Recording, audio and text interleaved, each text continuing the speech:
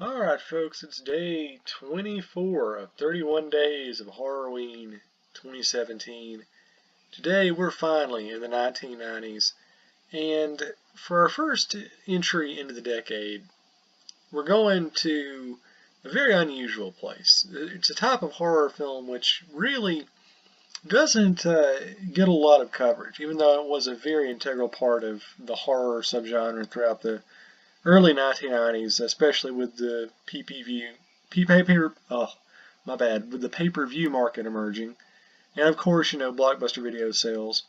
So the interesting thing happened with the 1990s. Obviously, you have sort of the end of the big slasher boom of the 1980s. I mean, by 1992, Freddy's Dead had already been out. They're about to release the last true Jason movie. Child's Play 3 had already underperformed at the box office. People are getting bored with Hellraiser. So all of the mascot characters of the 80s are on the way out. And the new ones that tried to create like Dr. Giggles and Leprechaun just weren't working.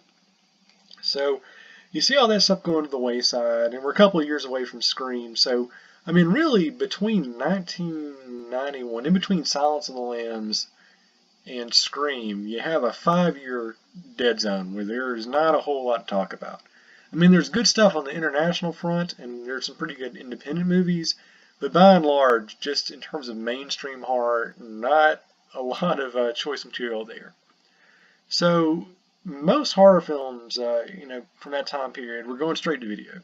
I mean, it was a bonanza because the movies were historically, still are, have always been pretty cheap, or relatively cheap to make. And with the 1980s and the 1990s, more specifically, we saw the emergence of the erotic horror film.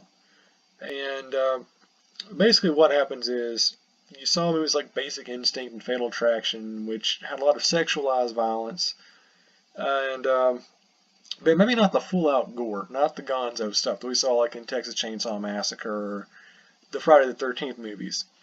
But what we started to see were movies that were a little bit more exploitational, which kind of combined the two facets. You saw the movies by guys like Fred Olen Ray, which, kind of merged softcore pornography with traditional horror.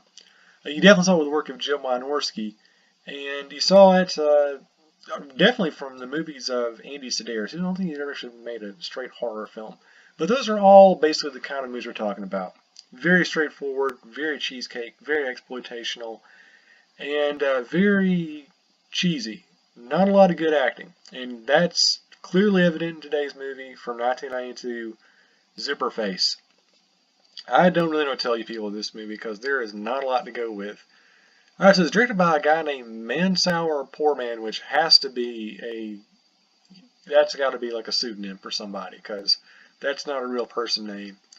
And basically what happens is it's very straightforward. There is a guy running around in an S&M suit, and he's killing hookers. Why is he killing hookers? There's no real reason. But he's doing it. And there's like an undercover cop sting where they're, tagging hookers along and trying to keep tabs on them to see who's killing them. And of course, it being a traditional slasher whodunit, you kind of go through all the red herrings. You go through everybody in the movie could be like a character who could be the killer.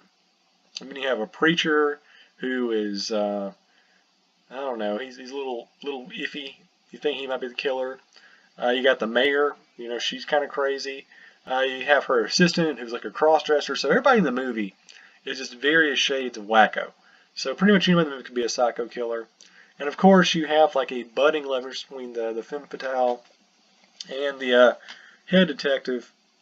And of course they got plenty of love scenes in this movie, but it's really not really all that titillating. I mean, if you're expecting 50 Shades of Grey in this one, you're going to be 50 Shades of disappointed because there's not anything here that's like even remotely like erotic.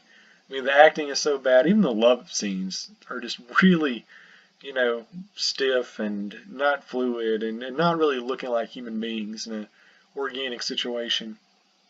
And the acting overall is really, really, really bad. And the kills are disappointing. It's basically just a guy who's wearing like a sadomasochistic leather thing on his face, and yeah, pretty much all he does is pull out a stiletto and call people sluts and skanks and stabs them. and there's not a whole lot of blood, and special effects are non-existent.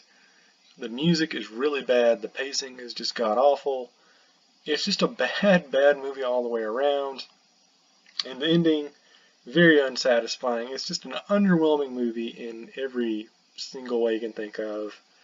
It's not sexy. It's not scary. It's not even a good mystery. It's just really crappy all the way around. And here's the sad thing. There are movies that I saw on Showtime back in the day that were worse than this one. So if you want to see maybe not the definitive example of the subgenre, or the sub-subgenre at this point, this is pretty indicative of what you're missing, which was not a whole lot. So yeah, there's no reason to check this one out. You know, even if you're trying to become as well versed in as many multifaceted forms of the horror film as you can. Alright, so using our patented tofu dog rating system, I'm going to give this one a subpar 1.5 tofu dogs out of 4.